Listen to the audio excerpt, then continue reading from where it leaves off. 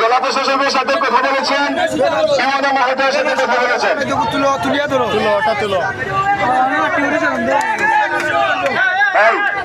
স্লোগানটা একটু পড়ে দেন, একটা নিউজ আসছে, নিউজটা আমাকে বলতে দেন। জেলা প্রশাসকের কাছে কথা হয়েছে, ইউনো মহোদয়ের সাথে কথা হয়েছে। আপাতত আমাদের দাবি মেনে নিয়ে গল্ফ মাঠের কাজ বন্ধ করে দেওয়া হয়েছে, পুরোপুরি বন্ধ করে দেওয়া হয়েছে। গল্ফ মাঠের কাজ পুরোপুরি বন্ধ করে দেওয়া হয়েছে।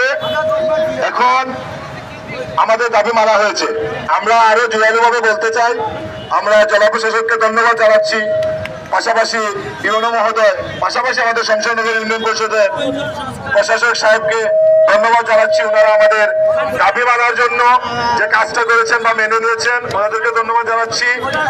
আর আমাদের দাবি হচ্ছে গল্ফ মাঠের যে জায়গাটুকু নষ্ট করা হয়েছিল, সেই জায়গাটুকু অতি সত্বর আবার পুনরায় সংস্কার করার জন্য বিশেষভাবে অনুরোধ করছি। আমরা আজকে অবস্থান কর্মসূচি এখানে পালন করতেছি। ওনারা আবার আমাদেরকে বলেছেন যে যদি আমাদের দাবি পুরোপুরি মেনে নেওয়া না হয়, যদি গল্ফ মাঠে কোনো কাজ করা হয়, গল্ফ মাঠকে আবার ওনারা নষ্ট করতে চান, তাহলে যেন আমরা যে পদক্ষেপ দরকার, যেরকম অবস্থান দরকার আমরা যেন করি। আজকে জনসাধারণকে আমরা দুর্ভোগ করবো না, সকলের কাছে আমরা আন্তরিকভাবে দুঃখ প্রকাশ করছি। এটা এলাকার স্বার্থে আমরা অবস্থান নিয়েছি।